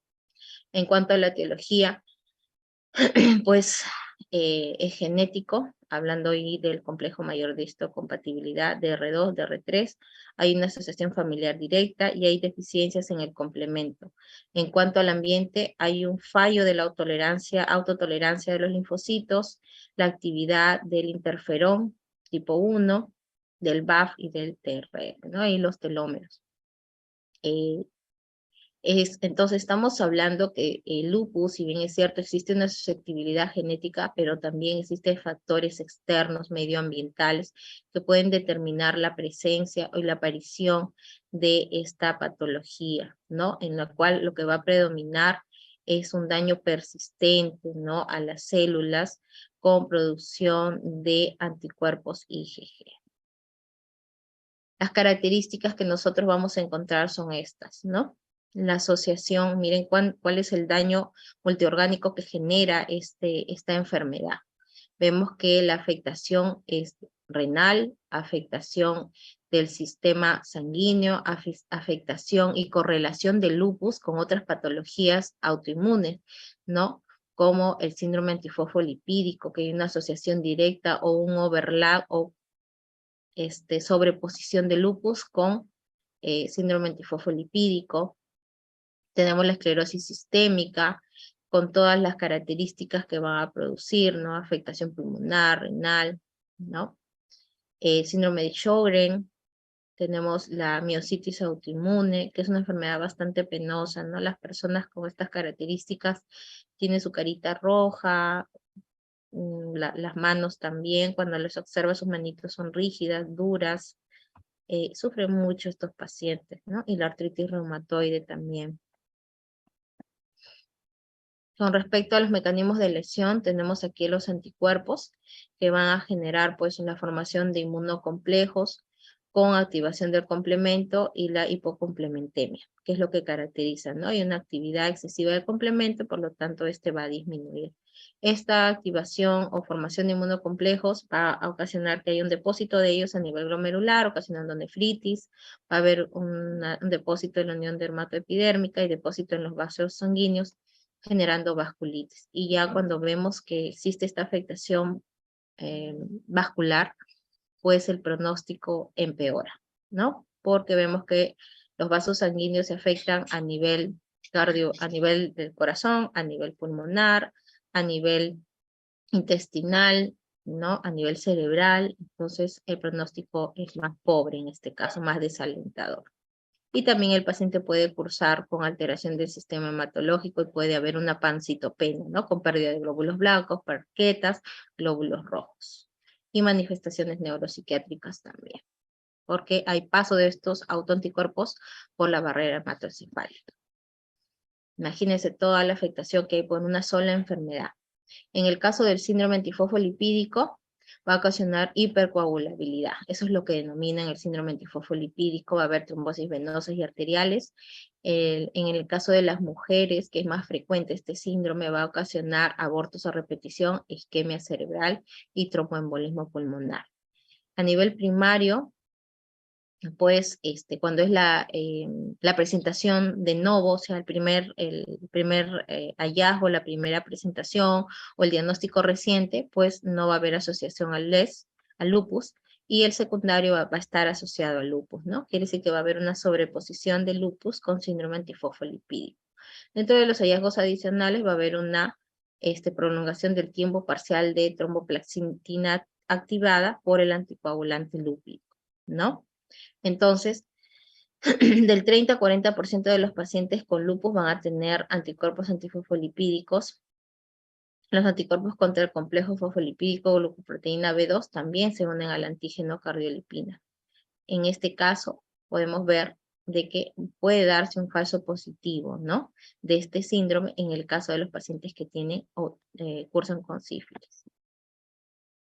Ahora, los cambios morfológicos que vamos a ver, miren, ¿no? Las características, la distribución pleiotrópica de alas en mariposa, ¿no? Miren su carita, como alas de mariposa.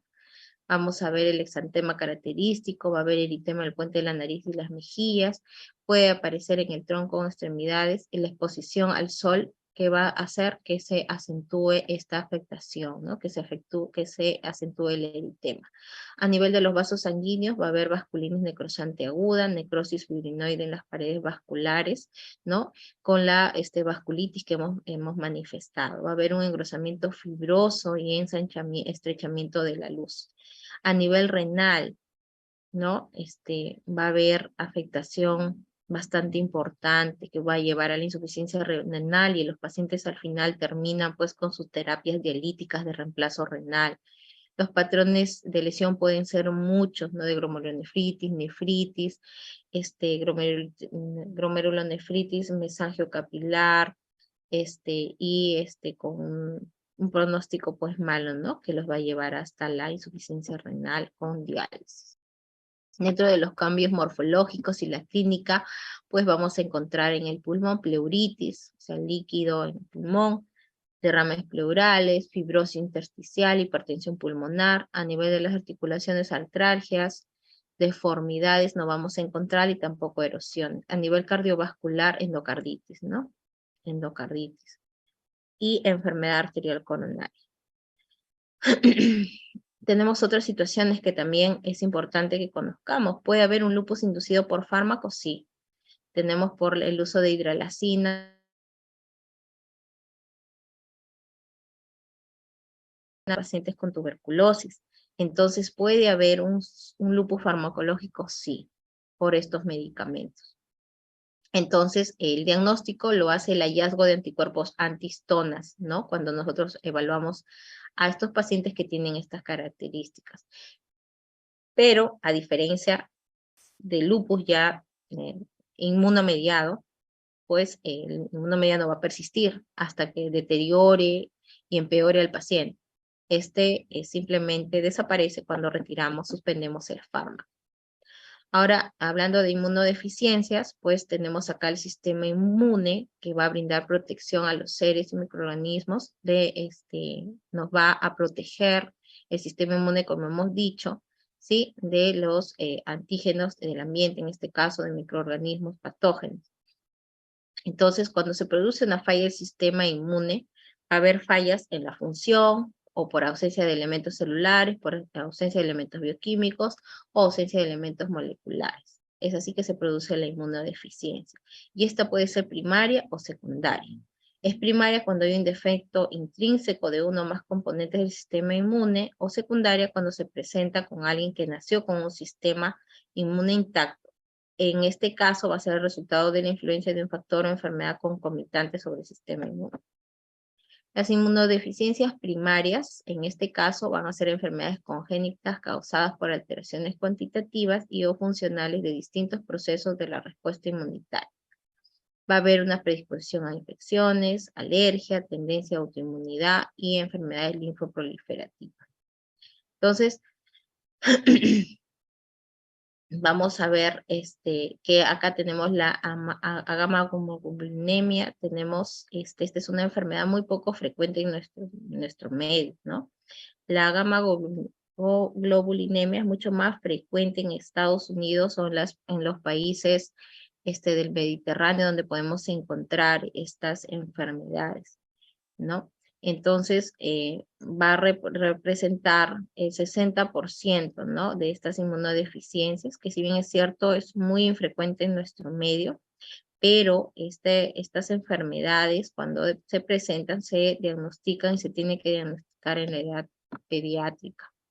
Dentro de estas inmunodeficiencias primarias, lo que tenemos que valorar también es el compromiso del desarrollo conductual, psicomotor, sin causa evidente, ¿no? Entonces, si yo veo a un paciente que viene por alteraciones del desarrollo, de la estatura, hay una pobre ganancia del peso y la talla, hay que estudiarlo bien al niño y buscar las causas, ¿no? Si veo que el papá y la mamá tienen talla alta, son personas que no tienen otro antecedente, ¿no? Buscar, ¿por qué? Porque este niño está teniendo este déficit, ¿no? También la otra característica es que el niño tiene un inicio precoz de infecciones graves, infecciones oportunistas, ¿no? Que son inusuales, que generalmente las vemos en pacientes adultos, y los niños se infectan con estos agentes que son inusuales en verlos en edad pediátrica. Infecciones recurrentes sin que se haya descartado alteraciones anatómicas, necesidad de uso de antibióticos endovenosos de forma repetida, complicaciones con vacunas, ¿no? Miren, las inmunodeficiencias primarias, ¿no? Administro una vacuna de nacimiento, por ejemplo, la BCG, que es la que se pone al nacer, o la polio, la trivírica o por la varicela, y veo qué complicaciones tan solo por la administración de la vacuna, ¿no? Presencia de desórdenes autoinmunes o neoplásicos y la historia de consanguinidad, ¿no? Historial familiar también sugerente de una inmunodeficiencia primaria y muertes precoces sin causa clara. También aquí en este contexto, tenemos que valorar lo que ya está establecido, ¿no? Lo que está basado en la evidencia. Entonces, ¿qué nos dice la medicina basada en la evidencia? La Unión Internacional de Sociedades Inmunológicas y el Comité de Clasificación de las Inmunodeficiencias Primarias define 8 grandes grupos de inmunodeficiencias primarias. Dentro de ellas tenemos las inmunodeficiencias combinadas de células T y B, las inmunodeficiencias predominantes de anticuerpos, otros síndromes bien definidos con inmunodeficiencias primarias, enfermedades de desregulación inmune, defectos de fagocitos, defectos de inmunidad innata, desórdenes autoinflamatorios y deficiencias de complemento. Estos son los 8 grandes grupos ya reconocidos a nivel internacional.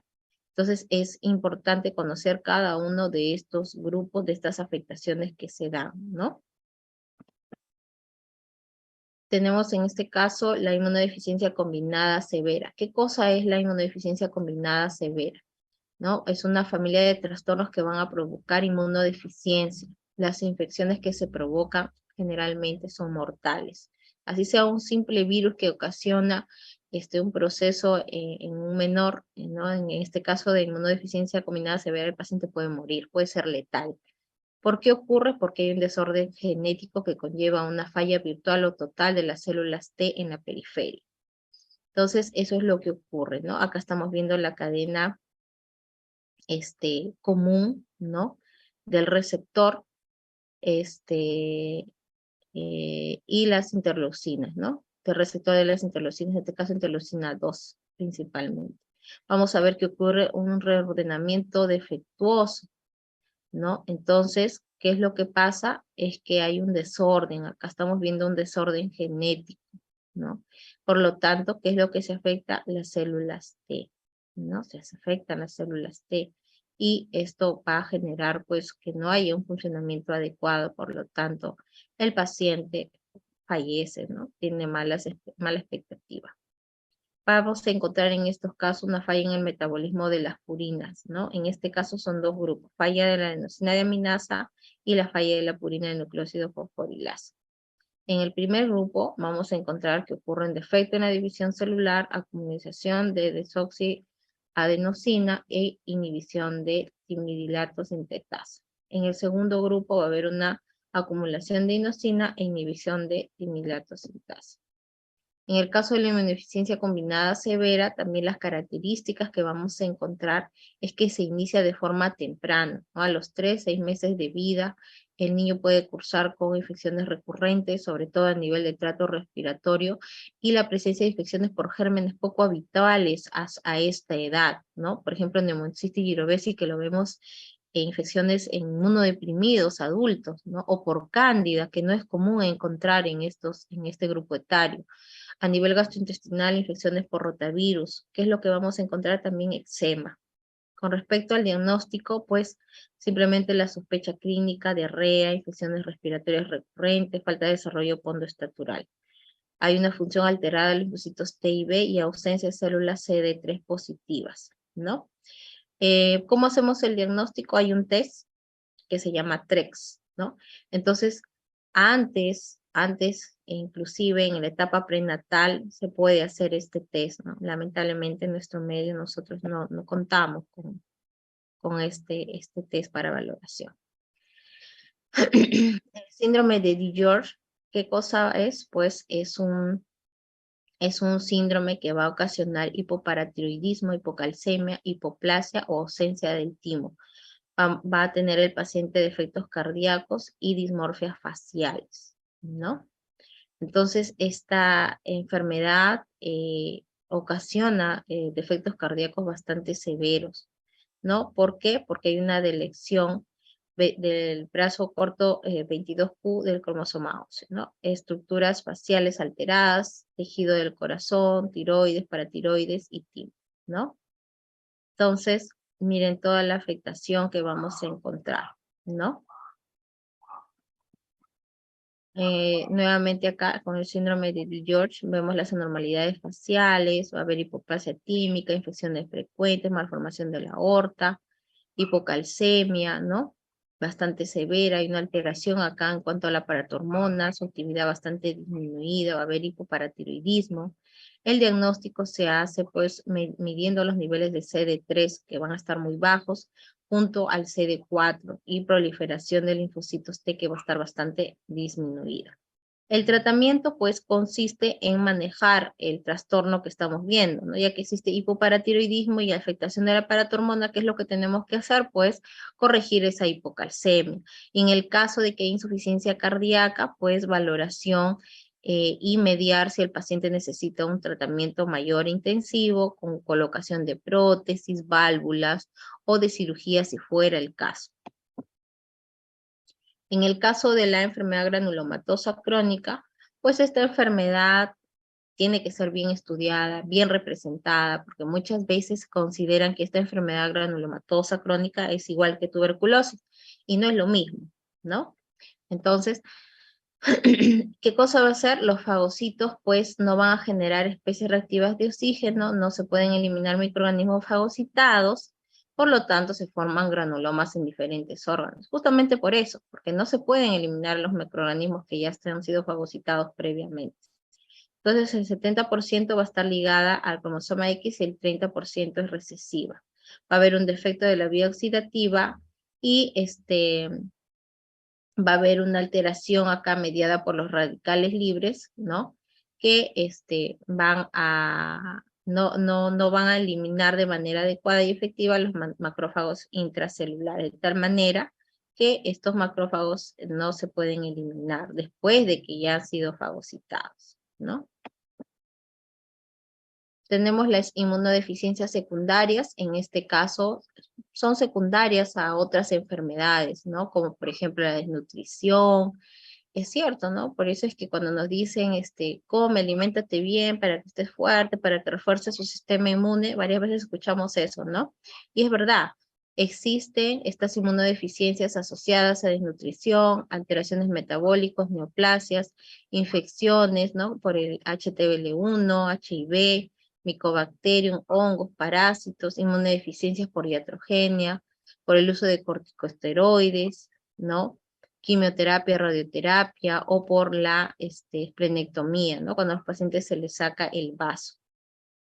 Y tenemos el síndrome de inmunodeficiencia adquirida, ¿no? Que es la inmunodeficiencia secundaria más importante.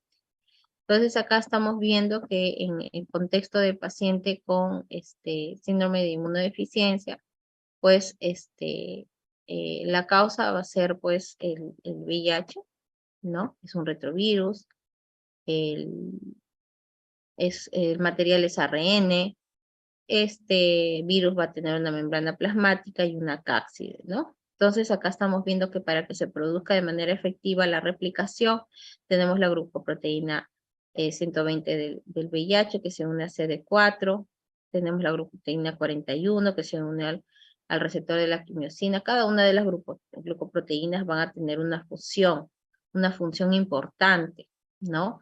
Que va a determinar pues el avance, progresión, replicación, ¿no? De esta enfermedad. Entonces esta glucoproteína 41 se va a fusionar a la membrana de las células blancas, tenemos el genoma viral, tenemos el genoma de las enzimas virales, la transcriptasa inversa, que es la enzima más importante para la transcripción inversa del ARN, tenemos la plantilla de ARN original y tenemos el ARN viral, ¿no? Que ha sido ya traslocado hacia el núcleo integrado. Entonces vemos de que también las manifestaciones o el periodo, una cosa es el periodo infeccioso, o la etapa de latencia y la manifestación de la enfermedad. Entonces, después de la etapa de latencia hay factores de transcripción que van a estimular la transcripción del ADN proviral hacia ARN genómico. Este ARN viral va a ser exportado hacia el citoplasma, donde los ribosomas de la célula huésped van a catalizar la síntesis de proteínas precursoras virales. Vemos acá que la proteasa viral va a dividir a los precursores hacia proteínas virales, y al final, ¿qué es lo que produce? Las partículas virales liberadas van a completar la maduración, ¿no? Es así que estas proteínas precursoras incorporadas van a ser divididas por la proteasa viral presente en las partículas virales, ¿no?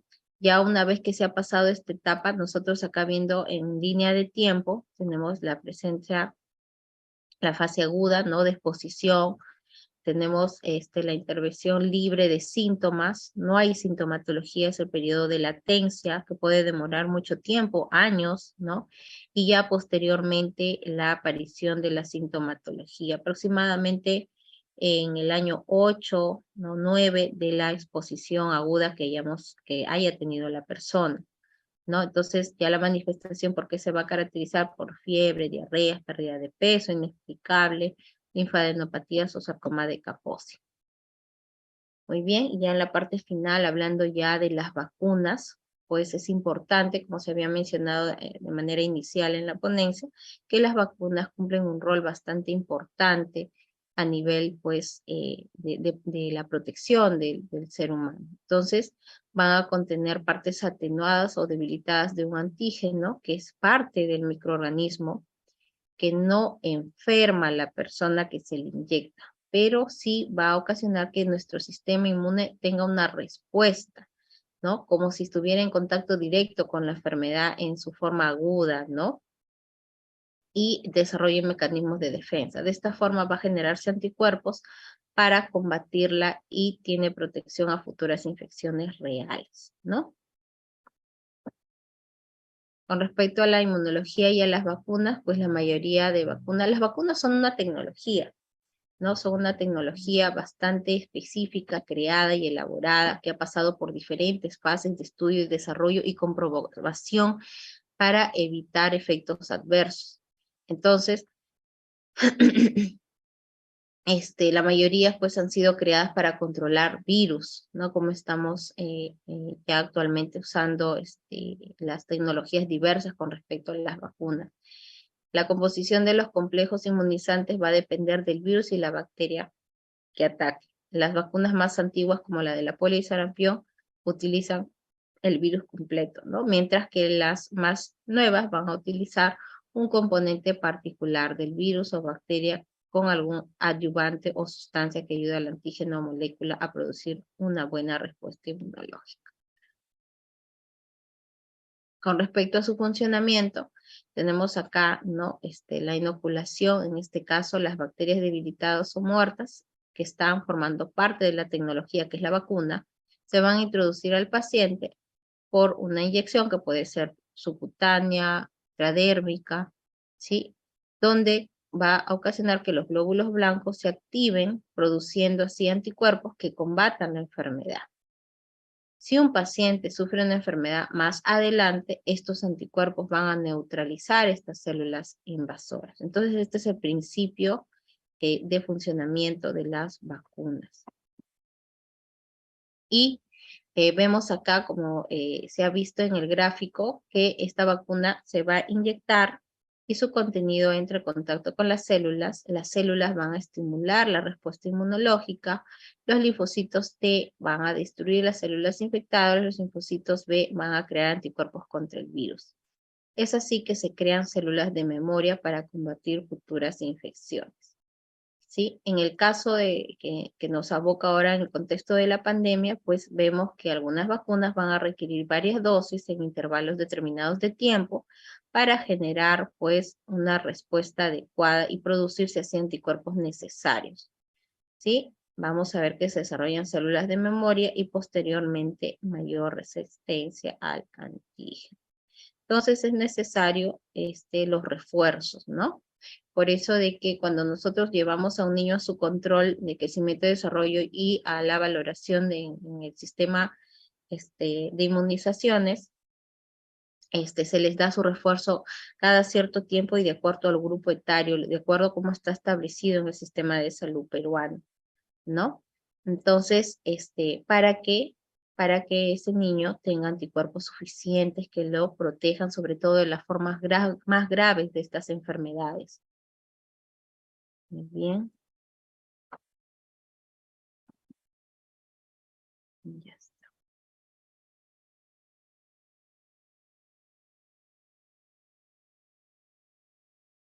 Ya, muy bien. Chicos, ¿me escuchan? Sí, doctora. Sí, doctora. Ya. Chicos, van a disculpar, pero les comento. Uno de mis hijos acaba de romper una luna acá en mi casa y ha ocasionado un desastre mundial. Así que por eso han escuchado toda la bulla que han escuchado. Las disculpas del caso. Pero tener hijos, la verdad que es una locura. Bueno, voy a pasar las diapositivas y voy a compartirlas para que ustedes puedan presentarlo al momento de hacer el seminario y también en la práctica, sobre todo para que lo profundicen, porque hablar de sistema inmunológico, fisiopatología, ya, chicos, ustedes ya vienen con los conocimientos de fisiología. Ahora lo que nosotros vamos a hablar es de la enfermedad, de todas las enfermedades relacionadas, que eso es lo más importante, lo que a nosotros nos aboca. Cómo manejar, cómo reconocer, cómo es que se produce, cómo prevenir y cómo evitar que las enfermedades se agraven, se compliquen y generen complicaciones. En el caso, por ejemplo, de enfermedades inmunológicas, nosotros tenemos bastante deficiencia en esto. Y eso es importante saberlo reconocer. ¿Por qué? Porque vemos que hay pacientes que llegan al hospital, y ustedes lo van a ver cuando sean internos, que no llegan o fallecen sin diagnóstico. Sin diagnóstico. Se les hace todos los estudios, se descarta enfermedades infecciosas, se descarta enfermedades de órgano ya dirigido o de un órgano puntual que genera alguna enfermedad, y no se llega a ninguna conclusión. En estos casos, el paciente se va deteriorando y fallece sin llegar a un diagnóstico. Entonces, en el contexto de estas enfermedades inmunes, es importante la visión que ustedes tengan, ¿no? Cuán acuiciosos sean con el paciente. Justamente hoy día estaba hablando, hemos tenido un caso bastante importante, ¿no? De un paciente, lamentablemente, llega un paciente que había sido enfocado por su antecedente de viaje a la selva hace 15 días. El paciente llega al hospital y ingresa con una insuficiencia respiratoria. Entonces se le pregunta, ¿no? ¿Dónde está o qué pasó? ¿Por qué? Y la esposa nos dice, está hace tantos días con dificultad, ha estado con un resfrío, ¿no? Y después se ha ido grabando, ha tenido fiebre. Hasta que el día de hace 3 días ingresa al hospital con insuficiencia respiratoria, ha necesitado un dispositivo de oxigenoterapia de alto flujo hasta que llegó a ventilación mecánica. ¿Qué pasó? Por el antecedente de viaje que nos había dado, miren, el antecedente de viaje que había estado en la selva, y nos dijo la esposa que había estado en zonas de cuevas, ¿no? Zona de cuevas donde hay murciélagos y un montón de cosas. Entonces, simplemente por ese hecho y por el patrón de afectación severa pulmonar asociada a injuria hepática, porque el paciente, aparte de tener insuficiencia respiratoria, estaba totalmente ictérico y anúrico, no orinaba. O sea, tenía un compromiso ya sistémico bastante establecido. Ingresó a UCI el paciente y se le hizo todos los estudios para descarte de enfermedades metaxénicas. En este caso, descartar leptospirosis, malaria, chagas, todos los tipos de enfermedades relacionadas pues al contacto que había tenido previo. Pero vimos que iba progresando la enfermedad. Asociado a eso, ¿qué pasaba? El paciente empezó a tener pancitopenia, ¿no?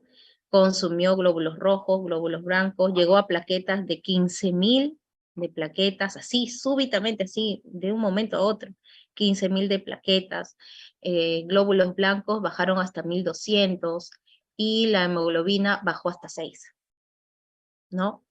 Entonces, ante este contexto, ya de una afectación tan grave, ¿no? Se prendió ahí el foquito, dijo, no, esto es otra cosa. Todos los resultados de enfermedades metaxénicas habían salido negativos. Se le hace un estudio para descartar autoinmunidad. Se le hizo estudio AR, lupus, vasculitis, todo, y salió positivo para lupus. ¿Qué pasó? El paciente había tenido una presentación catastrófica de lupus eritematoso sistémico. Se le ve los títulos de ANA y le salió un patrón moteado altísimo. El paciente lo que tenía pues era una presentación catastrófica por lupus eritematoso que estaba ocasionando un síndrome de estrés respiratorio severo asociado a falla multiorgánica, ¿no? Entonces imagínense, ¿no? Cómo es importante que nosotros hagamos una historia clínica dirigida que nos permita orientar bien al paciente y evitar esto, ¿no? Lamentablemente en el contexto de enfermedades autoinmunes la mortalidad es muy alta, chicos. Así ustedes y hagamos todo lo necesario, pues es una enfermedad autoinmune. Nuestro sistema inmunológico, así como nos protege, ya cuando hablamos de autoinmunidad, hay una desregulación tan bárbara que no podemos hacer más por el paciente, ¿no? Entonces, este caso les comento porque cuando ustedes no tengan un diagnóstico establecido y vean que el paciente se va deteriorando así bruscamente, súbitamente, ingresó el día lunes, falleció el día jueves. ¿Por qué falleció? ¿Por qué tan rápido se lo llevó la enfermedad?